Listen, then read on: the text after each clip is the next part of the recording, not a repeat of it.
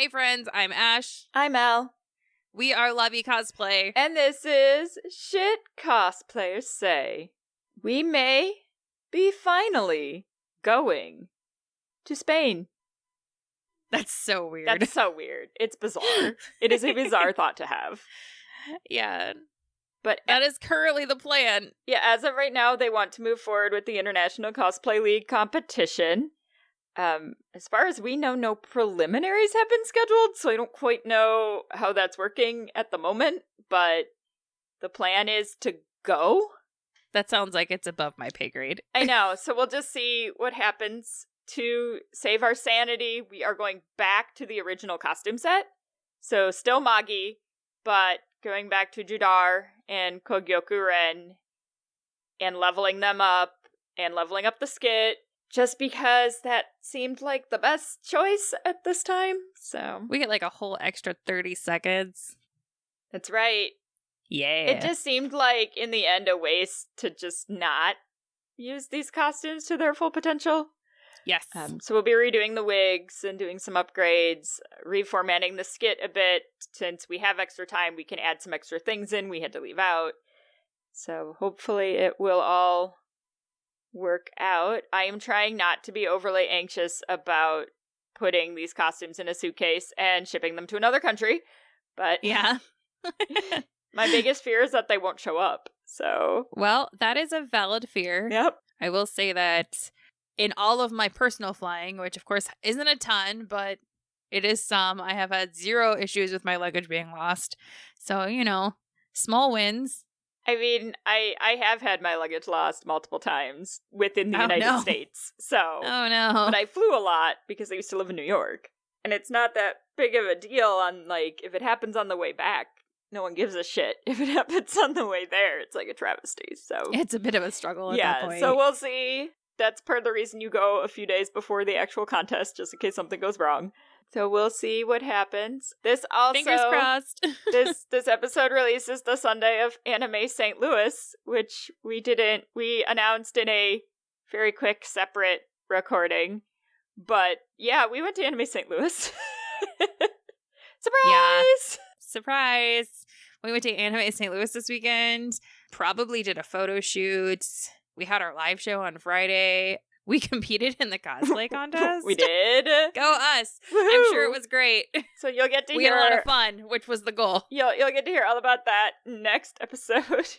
Which we hopefully recorded in the hotel room. Ideally, we have recorded that in the hotel room. Small goals. Because, of course, our bank of episodes has run out, and now we are back to the needing to record every couple of weeks to build our supply back up. So, well, we made the banking for when shit happened, and then shit happened. So the banking served its purpose, but now we need to, just like rebuilding the savings account, we got to start putting more back in there, a little bit at a time. But shit always happens, so the bank doesn't last long. Because if it can go wrong, it will go wrong. Speaking of things going wrong, that is a large part of our episode today. And speaking of things above our pay grade. Oh, yes. So for those of you that did not read the description, this is another one of our guesting-centric episodes. And we just kind of made a miscellaneous list of experiences we've had. This is not all-inclusive, and we did not name names. We've shown up to at least 2 cons and not had badges in the system registered for us. We've shown up at least twice and not have rooms that were previously agreed on ready for us. We've had to impromptu stage manage shows that we were performing in because there was no one else available to do so. We've had to create performances on the fly, including 2 halftime shows after explicitly being told that we would not have to do that. Had to do it on multiple occasions. I'm pretty sure one of those was also the one show where then we were later blamed for the entire show being terrible. Oh, yes. Yes, that's true. Yeah. We have emceed and had great both verbal and written feedback from performers, audience members, and convention executives, only to be ghosted after the fact at least 3 times. And replaced by a robot. Replaced by a robot. Did you forget we were replaced by a robot? I did not forget. I just didn't include that one. We've had panels either just the concepts or sometimes full presentations, like including PowerPoints, stolen from convention staff and given to our quote-unquote replacements to run at least twice. We've been guilted into running more programming and sometimes doing 2 to 3 times as much work as other similar level staff, volunteers, whatever you want to call them, judges, performers, entertainers, etc., with zero increase of compensation, more times than I could possibly probably try to count. We've been solicited as contest coordinators, had meetings with executives to discuss details, only to be ghosted after the fact, and oh, so much more. So much more. Yeah, when you do a presentation for a convention, do not leave your plan for the contest with them, because they may take it and just give it to somebody else who's more famous. But if you... I just don't get it, because if you obviously liked what we did, because the other person was more famous than us. I know. That's what that one was. Gross. Yep. But why? Why do conventions do this to their artists and their performers and their wonderful people? Well, let me tell you why. So, as a culture, we devalue the arts, like including cosplay, but arts are often considered to be impractical and completely unnecessary. I mean, look at schools. They've been underfunded for literally years, both for actual classes and extracurriculars. So, I mean, how many full-time photographers, writers, artists, etc. that you know have to find alternative means to actually support themselves so that they can do their artistic job still full-time but not make enough money to live on? I mean, I would say most of them, and if they don't have a second job, it's because they have a partner that's assisting in the support financially, so... The other thing that I've noticed is that convention work in general is often seen as something that should be done just for the love of the con or the community or the type of work that you're doing, but not for money. I found this Help Wanted ad that was run by, I won't, again, name names, but it's a multi-billion-dollar retail chain, and it said, "We're giving you the opportunity to build your career and build your reputation. Your work will contribute to our success. Share your gift. Leave your mark by doing what you love and do best." Ew. WTF? Like, they make billions of dollars a year, but we like to save on budget by paying an exposure. Well, and a lot with conventions, where it comes from too, especially with anime conventions, is they are, and this is a whole episode on its own, but they're non-for-profit. And so they use that almost as a guilt trip mechanism to make you feel like, well, we're doing charity, so we shouldn't have to pay anyone because everyone should want to donate their time and their money to a good cause. But that's 100% not what non-for-profit means. So don't assume that these non-for-profit conventions are doing any charitable work at all. Right. FYI. And yeah, definitely if you want to use that as an excuse, you need to research organizations. And like Elle said, we'll cover this more thoroughly later. But I've also noticed, just because of the nature of cons and people not being super business smart or business savvy, other people also adopt this model, even if they aren't a qualifying 503 organization. So... Oh, yeah, the conventions that shall not be named that we had the most issues with were for-profit institutions. So, I mean, there's just, yeah, it's a whole thing. For anyone who's not aware of what exposure is, first of all, bless you. You are very lucky if you don't know and have not had this word thrown at you. Yes, but the idea behind paying an exposure is that we don't want to pay you, but by doing our job for free, then maybe somebody will see you and your work that you've done, and maybe that person might hire you and possibly pay you in the future. Maybe. It's so absurd when you write it out. Right. Because it doesn't that's work. essentially what an exposure is. And there's just too many variables in there. Well, and first of all, what exposure? Right. Let's be honest. Well, because unless it's a massive convention, you are not getting any exposure. But even then, like, Cons don't do program books No. anymore. Most of their apps and program books don't give hardly any information on the majority of the people that are doing any type of work whatsoever for the con.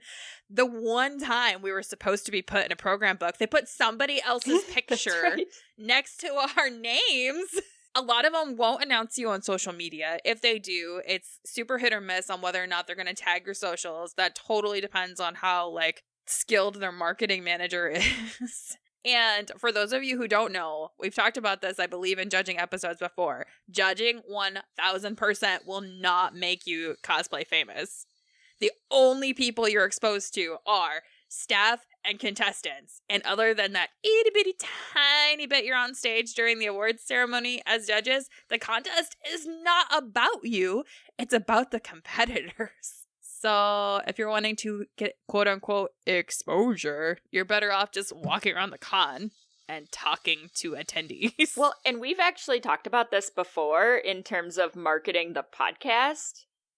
Us physically going to a con and doing no work, but being on the floor actually gets our podcast in front of more people than agreeing to judge a convention. Yes. And we have tested this out already in theory, and the difference is drastic. Yes. And conventions of similar size, but because when you're trapped in a judging room, you're not being exposed to anyone, no one's meeting you, you're not sharing information. So, like, if your goal is to market yourself, judging does not help. But no, cons will always advertise it as great exposure. But no one's seeing you. It's like this weird wheel that just doesn't end. Yes. Again, if you love judging and you want to judge because of your love of judging, then go for it. But if you're doing it because you think that people are going to follow you on social media, you're barking up the wrong tree. I mean, it'll work for certain conventions, but in most cases, you're better off running around on the floor in your costume. Yeah. But that also has a lot to do with how low a judge actually is. Sure. In the guesting hierarchy. I found this super fascinating. I thought this was really interesting, too. Yeah. So, in general, you could compare the hierarchy of con guests very similarly to the Hollywood Hot List by James Ulmer. And for those of you who haven't heard of this, I think most people are familiar with the grades, but it's a literal book of grades given to celebrities. So anywhere from like an A+ to a D. And you've probably heard like, oh, D-list celebrities are on, this type of TV show. And there's a lot of different factors involved. The first one being bankability. And that is how the actor's name alone guarantees a sale up front in today's global marketplace. So this is all about money. 100%. How many people at the con are buying their badge just because this one guest is going to be there? So this is like Adam Savage or Yes. Kevin Smith. Yes. Or, Chris Evans. These kind of like people are going to legit just come to the convention to see that specific person. The next thing is career management. How well has the actor chosen roles to maximize their career potential? So how well-rounded is this guest in terms of past and future projects? Do they do con performances, workshops, lecture, moderator on topics that are current for like today's convention culture? Or on the flip side, were they like a one-hit wonder who can only talk about that one thing that they did years and years ago? Well, and for some people, that one-hit wonder thing goes a long way. It does.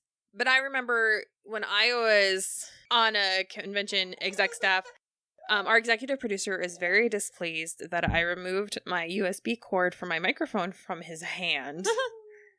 So he is currently nuzzling into my leg. Because he wants it back. Because he wants it back. So when I was a convention exec, I want to say this was probably early mid-2000s. We had some people that hadn't done anything in over 10 years that would like email us every year asking if we wanted them as guests. But the only thing that I personally knew that they had ever done was this one super popular project, and that's it.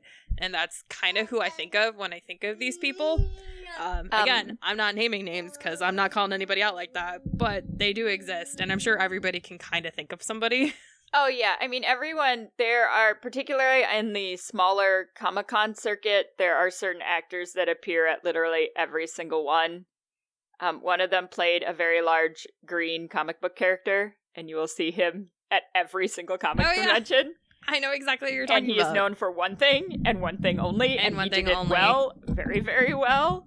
Yeah. And people enjoy seeing him every time. So it's not, like, necessarily a bad thing if you're a one-hit wonder. It just doesn't usually work out as well. You're not going to be as marketable as somebody that's had multiple hits. That's just, I mean, it's a numbers game with that. The next thing is your willingness to travel and promote, and how cooperative you are with promoting projects. So how well is the guest willing to work within your convention schedule? Are they willing to come full time if that's what the con wants? How willing and able are they to promote the convention that they're going to be working with? This might include other appearances, like let's say they go to a lot of cons, they're going to be talking about their upcoming convention schedule or their booth, on their websites, through social media. Speaking of websites, what's their web traffic like? Socials, how many platforms do they have that they can promote your event on? How many followers do they have on those socials? And on top of that, what is their social media engagement like? So not only how many followers do they have, but how engaged are their followers with their pages? So that's definitely like a well-rounded consideration for cons to have. And the next one is professionalism. So how reliable is the actor to work with both on and off the set? I would like to think this is fairly self-explanatory. So what is it like to work with the guests before, during, and after your con? Well, and I think people also forget how important this one is. Yes, I do think it's very underrated. Because unless you are super A-list, like, megastar, a convention's not going to put up with poor behavior. Uh-huh. Speaking of poor behavior, inside dirt is what they call the next category. And this is what I kind of refer to as the skeletons in the closet. So are there skeletons in their closet that cannot be ignored? Recently, a cosplay model was convicted of second-degree murder of her boyfriend. What? I did not hear about this. Yes. So we have a con crimes episode to do, apparently. Right. So it didn't happen at a con. She just happened to be a cosplay model who... It's con adjacent. It's con adjacent, who killed her boyfriend. But on top of that, I mean, a few years ago, a very popular anime voice actor was accused of both sexual harassment and sexual abuse. I'm sure everybody knows who that is. I'm not going to, again, name names. There have been alleged instances more recently of guests attending conventions and interacting with fans while knowingly carrying coronavirus. Some convention executives and con personalities have been accused of a variety of distasteful things: bigotry, sexual harassment, sexual assault, embezzlement, sometimes potentially for years. The inside dirt is kind of like, what bad is considered too bad for us to want to work with them or associate their name with our con? And as a guest, you should also take that into consideration and research your cons before you pick up a gig. Works both ways. It works both ways. And then the final thing is called box office bait. So who have they worked for and how much has that specific project made? From a con perspective, we're looking at what conventions has the guest worked for in the past? What type of work did they do while they were there compared to what they're proposing? So, are they wanting to do pretty much the same thing? How successful was that previous gig? So what other guests, brands, or events do they have good working relationships with? This is often why you're going to see repeat guests at certain events year after year, and why sometimes it's harder for new blood to enter certain guest circuits, because it's safer from a convention standpoint to choose somebody either A, that you've worked with before, or who your network conventions have worked with before, or that you've seen quality work from in the past, versus somebody who's new and unknown. So we like to make jokes about Wisconsin and them having the same cosplay guests at every con. But this is why. It's because either it's the same people running certain things, it's other people in the community who they know and respect that are running things that have had these great experiences with these guests, or they go to those cons as either volunteers or attendees and have good experiences and see how professional they are. And they're like, yes, we want those people and the reception that they got at that con at our convention. If you're a new and unknown person, and especially if you aren't offering anything new or original, special, like above and beyond their current guesting pool, it's going to be harder for you to break in. In general, though, A-listers are going to be your people that bring in the money for the con. Again, that's the bankability. Their presence alone is going to be enough draw for a significant percentage of your paying customers. So most people in any given industry will never be A+ status. It is what it is. It doesn't matter how hard you work, if you're working full time or not. Because if everybody's an A-lister, then nobody's an A-lister. I kind of imagine this as kind of like the bell curve that you used to talk about in school where so many people are going to fall. Well, this is almost like a half curve. So the majority of your people are going to be at the bottom and only like an itty bitty bit are going to be at the top. These are more likely to be your international guests, maybe headlining musical guests, actors or voice actors, either from something like super classic, something that's a favorite of a lot of people for potentially like decades, or whatever is like the hot trend right now. Like what is, oh my God, right now. So, like, the whole cast of My Hero Academia being present. Well, I mean, and it maybe not even necessarily as much now as it was, like, 2 or 3 years ago. But, yeah, at one point, definitely, you could consider the entire cast of My Hero or Attack on Titan or... Right now, it's the Genshin voice actors. Genshin Impact is super hot right now.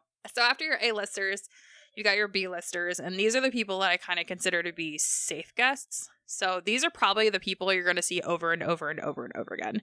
They probably have a wide portfolio of past works with a notoriety to kind of go along with it. They may have been A-listers at one point in their careers, but probably not as much anymore. But that's only because everybody's already seen them. So the people that go to cons all the time have probably already met these people and got their autographs at least once, if not multiple times. The people that have probably kind of adapted and changed as they've gone through. It reminds me of this book that I had. It was like adapter weight tables, where you have to kind of like change and adapt what you're willing to do because you can't just stay stagnant. But these are probably the people that do something new and fresh so that each time that somebody sees them, it's not the exact same experience. So these people might be moderating panels, doing workshops, emceeing, DJing, have a band, or do some other type of live performances. I know I've seen some improv work from a couple of people that have been around the block for quite a while, but they remain approachable to new con-goers, but they still have that like consistency where people that have been around for a long time kind of view them as like welcoming back an old friend. They have some bankability, but they're probably not the only reason why somebody's coming to a con.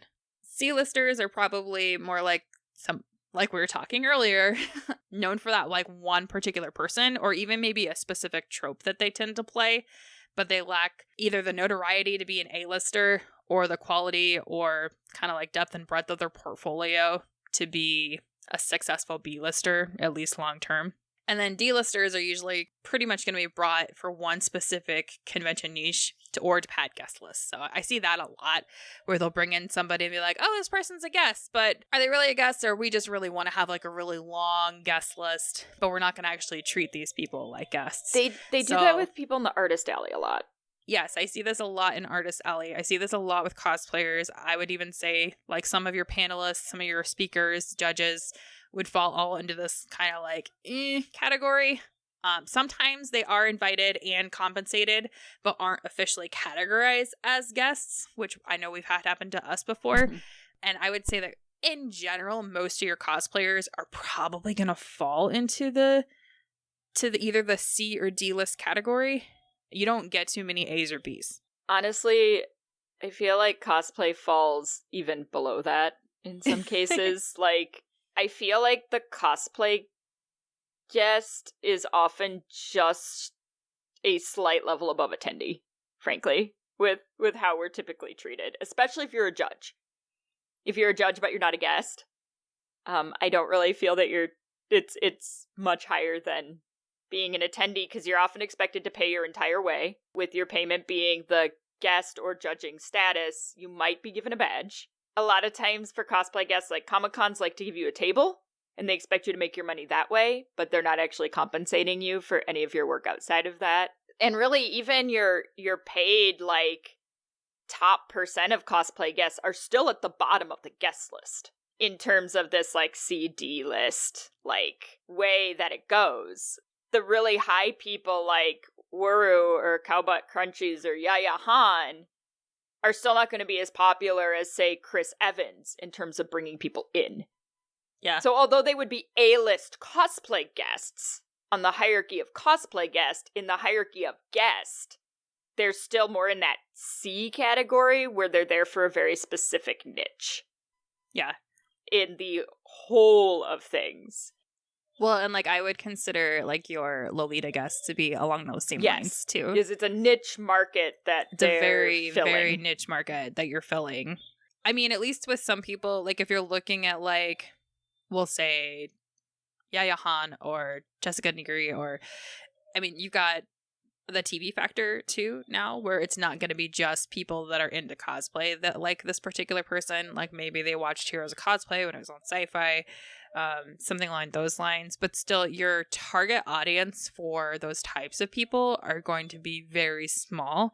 And then, so it's like you said, compared to somebody like Chris Evans, they're not really anywhere close in comparison when you're talking about how much money they have potential to bring in for the con. And honestly, that's what convention guest lists are pretty much all about. It's going to be a balance between star power versus money, which sounds like it should be like a magical girl, like superhero move. Star power, money, makeup. Right. But everybody, I mean, it's just like anything else. Everybody wants to get the most bang for their buck. So the con wants to be able to get as much value for the least amount of money paid. But that being said, all work deserves to be paid. Period. Guests, judges, performers, photographers, MCs, artists, public speakers are all providing a very, very specialized and valuable service, and they should be compensated. You cannot decide that somebody is going to be a super great asset for your convention and then expect them to 100% foot the bill, not just to travel to your con, but also all of their expenses while they're there, and not pay them. Because at that point, they are paying to work for you. They are paying their money to come and work for you at that point. I mean, yeah, headliners are awesome, but if you don't have those people, you're not going to have any websites, no custom printed badges, no swag, no guides. Without speakers, moderators, and performers, you have a bunch of people sitting around in an exhibit hall with no programming. Which, if that's what you're going for, great. But if you want something more, you need these specialized skill sets. I'm always surprised by that big gamble that conventions are willing to take. Because if you look at a convention schedule, particularly an anime convention, probably about 75% of the programming is all volunteer programming. It's all attendee panels. And do you know what happens when you offer no incentive for people to do good panels? You get trash panels, and you often get not enough programming. And we have been involved in multiple conventions where this has occurred. Or been to conventions where this has occurred because they're like, oh yeah, we want attendees to do panels, but we're not, there's no incentive to do them. Right. So what are you going to get? 500 Q&A panels of a bunch of teenagers pretending to be their favorite characters. Who only do it once and then decide it's too much work for no reward and then never do it again. But you don't and the cycle get continues. The quality of programming from the professionals that you want. And we have had conventions email us and go, hey, we want you to do XYZ panel at our convention. And we're like, okay, well, you're going to give us a badge? Well, no, people should do programming for the love of the con. Okay, you're asking us to come work for you.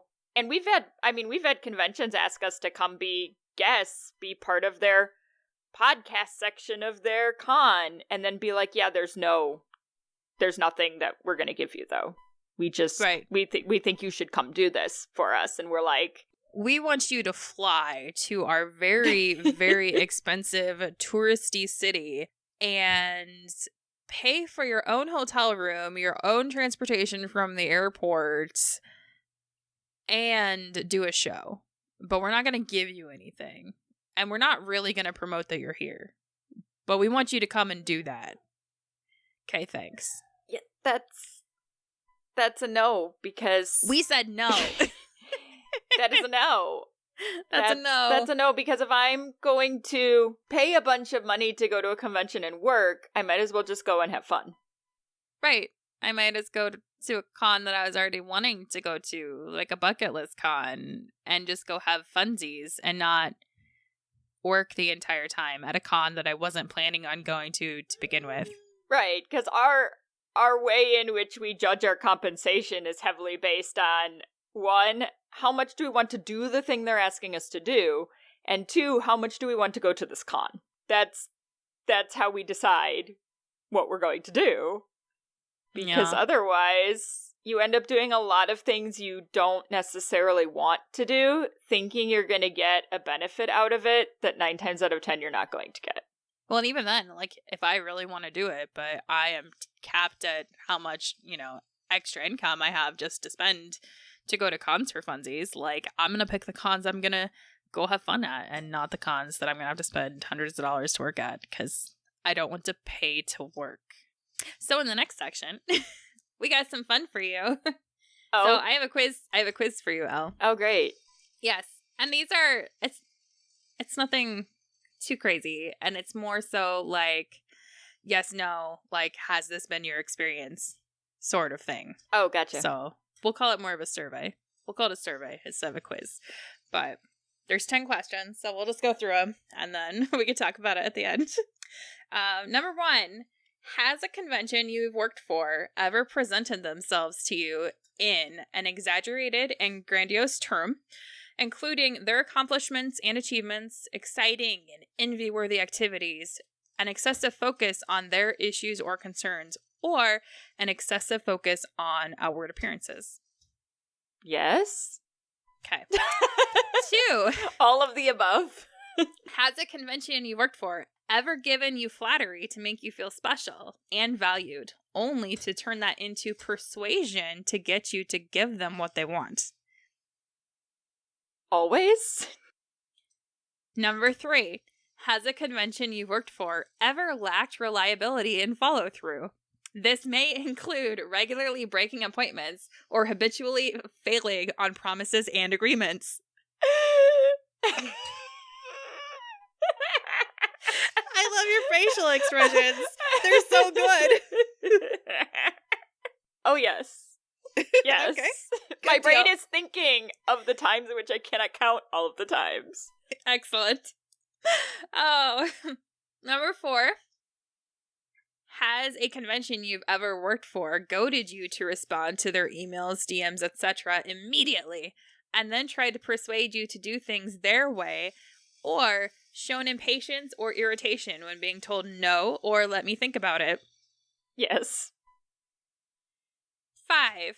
Has a convention you've worked for ever violated rules and social norms, or shown a wanton disregard for other people's thoughts, feelings, possessions, time, and physical space? Yep. Number 6. Has a convention you've worked for ever expected others to cater to their needs without being considerate in return, mostly because the world revolves around them? Yes. Okay. Number 7. I feel like we need to post this quiz. We can. Number 7. Has a convention you've worked for ever used others to cover up a self-perceived inadequacy or flaw? Yes. Number 8. Has a convention you've ever worked for put other conventions down? Yes. Number 9. Has a convention you've ever worked for ever personally attacked, ghosted, or tried to guilt trip you when you did not give them what they wanted? Absolutely. And number 10. Has a convention you've ever worked for strung you along, lacking serious commitment in favor of keeping the status quo while simultaneously looking for an alternative, quote-unquote, better prospect? More times than I'd like to count. All right. Yeah. That hurts. Okay. Well, pretty much all of those questions are paraphrased from a Psychology Today article entitled 10 Signs You're Dating a Narcissist. So congratulations. Oh, well, that doesn't surprise me because honestly, that is the personality trait that you're going to find in a lot of convention runners. Because you've got this hierarchy of importance combined with lack of business sense in a lot of cases. So, but for real, like, the question is, why do people continue these relationships with toxic conventions? Because we all do it. Even we have and have continued to do it. Yeah. So the first one's going to be inertia, which pretty much everybody's familiar with Newton's first law of motion. This is actually like way before Newton, back in the Galileo days. But a body continues in a state of rest or uniform motion in a straight line unless made to change that state by forces acting on it. So your employees, your contractors, your volunteers, etc. are going to remain with that organization until something causes them to leave, whatever that might be. The second one's going to be your social norms. So this is the way it's always been done. This is what's expected. Everybody does it. Super, super, super dangerous way of thinking. Because just because something has always been done this way, quote unquote, doesn't mean it's right. Perceived opportunities outside of this particular convention organization. So, are there other cons in your area? Are you going to be able to achieve the same or greater perceived status with one of those other cons instead? So, there's a lot of people, and this is going to be in relationships, this is going to be in business relationships, that are kind of just beat down over time to believe that if you go anywhere else, they're going to treat you exactly the same or possibly even worse than what you're being currently treated at. So it's safe to stay put. So, this is the devil that I know. Whereas if I go somewhere else, it could be the same or much, much worse. You definitely need to stop for a second and just breathe, first of all, but think outside the box. Can you widen that radius? Maybe look a little bit further away. Maybe consider, for your own mental health and emotional well-being, going a little bit further away. Are there other organizations that aren't identical to the type of con that you're used to that you can work with but still achieve the same goal? So, if our goal is performing or emceeing, we don't necessarily have to do that with an anime convention. We could go to a Comic Con. We could go to a local theater and improv troupe. We could go help out with some of our local burlesque troupes. There's other things that we can do to fill that specific want or need that aren't necessarily going to a con. Now, if you're talking about something like judging cosplay contests, obviously that's going to be limited to only places that have cosplay contests and people judging them. If you look down at the base reasoning behind what you're wanting to do, is there somewhere else or some other activity you can do to meet that same? Similarly, even if you're looking at other organizations, you could look at other organizations and maybe a different type of work that you want to do. If your goal is to look at all the pretty cosplays and give people feedback on them because you like judging cosplay contests, maybe you could host cosplay meetups or do workshops at another con or something throughout the year with a local community instead. There are other options available to you if you're willing to think outside of this one specific little box. This is one that I struggle with, this next one. I think and I feel we like both a lot of struggle people, with this one. I feel like a lot of people do. It's called false responsibility, guilt, and self-blame. False responsibility refers to an attitude when you feel responsible things that objectively you are not responsible for. It leads to false guilt, and false guilt then leads to self-blame. It's a vicious cycle. So over time, you start to internalize this. So it makes you more susceptible to being manipulated and taken advantage of, where you're willing to sacrifice your own well-being and self-interest to please and take care of others. So if I drop this con for not holding up their end of the contract, then it's the attendees or the competitors or the contest or the organizers who are going to suffer. It's not those people's fault that the convention screwed me over. If I don't present my panel or judge or do my performance, there will be no one else to do those things. That is A, not your responsibility, and B, you're wrong. You are always replaceable. You may not be replaced by someone of similar quality, but you are definitely always replaceable. Like I mentioned before, we were replaced by a damn robot once. Yes. And that's the thing you have to keep in mind, especially with cosplay guesting, is sometimes conventions don't care about the quality of the cosplay guest. They just care that there's a butt in a seat. You may be a better guest than what they're going to be able to get, but if they can get someone for their free price point, that's what they're going to do. The next one that I think that a ton of people have an issue with are going to be your friendships and your community relations. So this is, I also think, one of the harder ones to overcome, because if I don't go to this con, I'm not going to get to see my friends. I won't get to interact with this specific community. And then, especially if I feel like my place and identity within this community could be threatened if I don't go, I would just ask for you to please consider this. And this is only a question that you're going to be able to answer for yourself, is that, do you want to be in a community where either your identity or your status is contingent upon you consistently being abused by this particular organization? Well, and we've had to ask ourselves that a couple of times. And we don't work for those particular conventions anymore that have caused us those issues. Because the answer was no. Because the answer was no. But really, a lot of this, I think, comes from whether it be like a relationship, an employee relationship, a staffing relationship, a guesting relationship. Like, it's that fear of, what if you don't find something better? Or what if you're making too big of a deal out of the situation? Or what if you lose something you can't get back and you want it later? I know for us, that was one of our big ones when we cut ties with a couple past conventions, was, what if I can't get this back anywhere? Like, what if I don't get another opportunity? And I think that, for cosplayers in particular, is the thing that keeps this whole cycle going, is that fear that that other opportunity won't be there. And I will say that for us to get our opportunities back, it was a lot more work than if we had just stayed in the bad situation.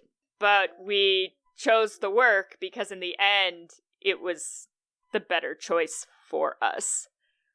But yeah, it's a lot more work. It hasn't been as easy.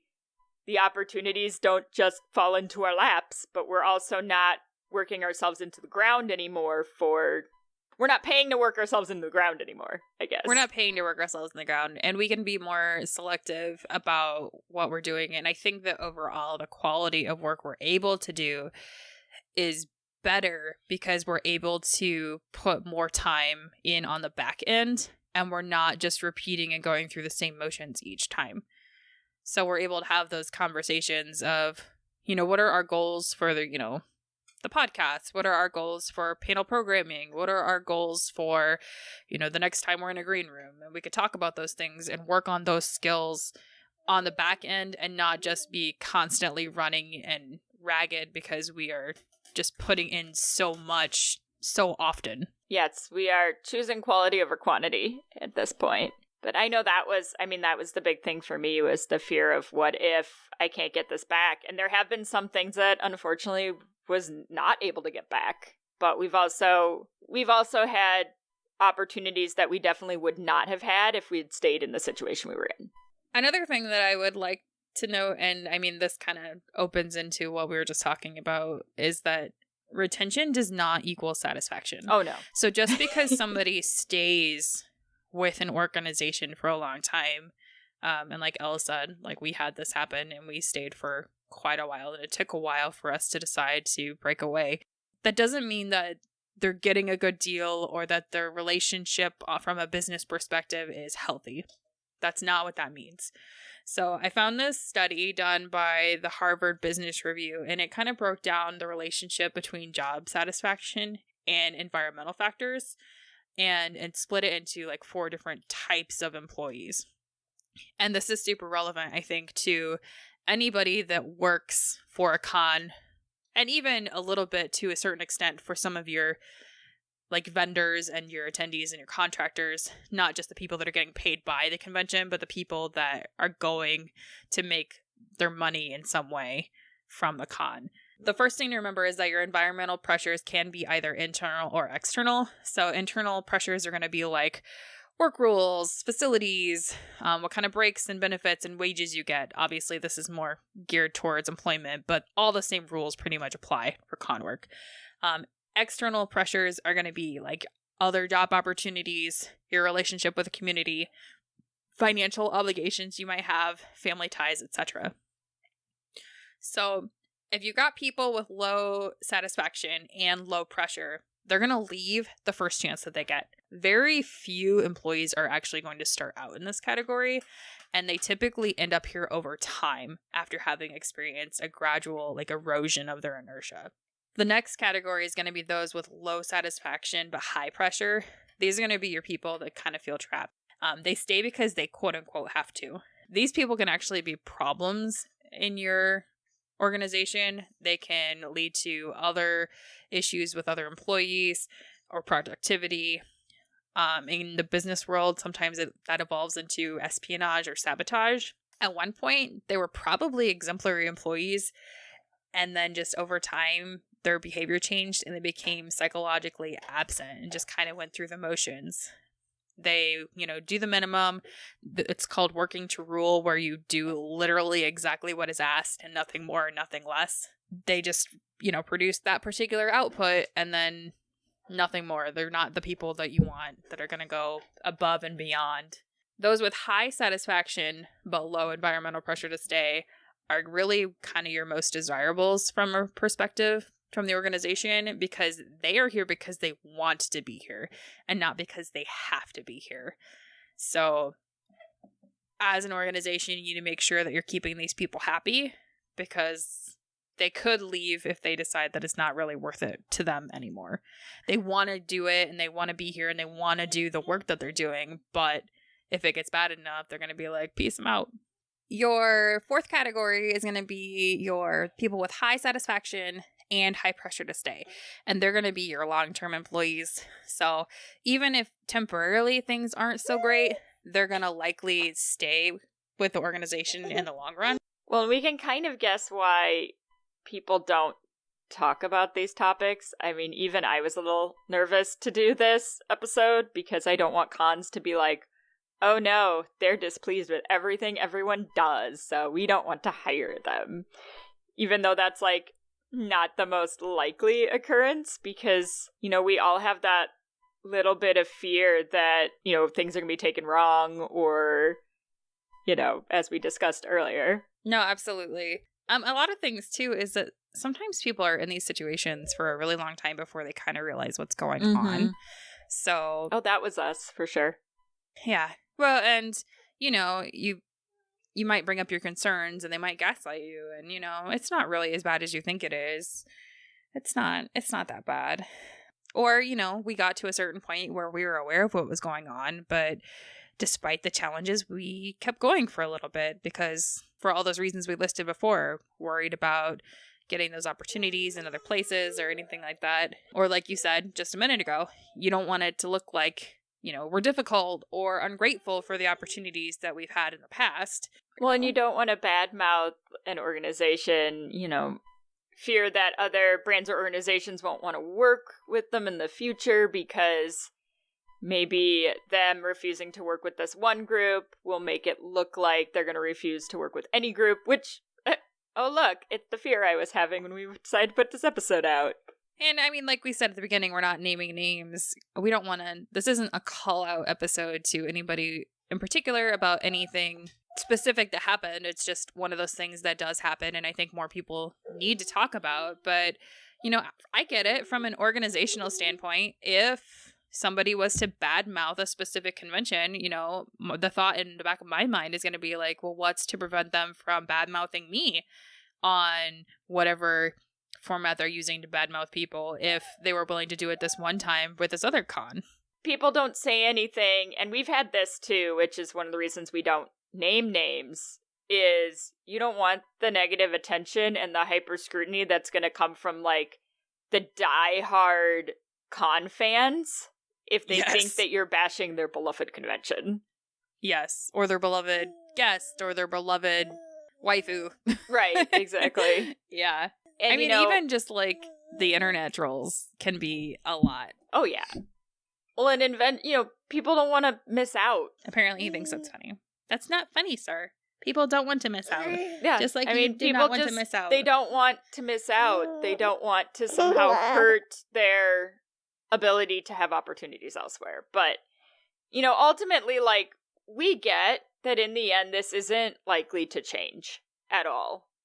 Conventions have been doing this since the dawn of time.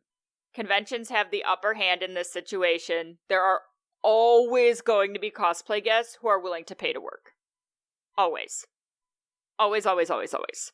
Cosplay guests, YouTubers, podcast guests, like everybody. It's always going to be a thing. So if the convention doesn't necessarily have a quality standard that they're trying to meet, they're always going to be able to fill that role with someone for free. And we aren't even saying that 100% of the time everything should be covered. But, you know, an effort to make some sort of compensation for people's hard work and long hours, along with just some basic respect, I don't feel is like a huge ask in the grand scheme of things.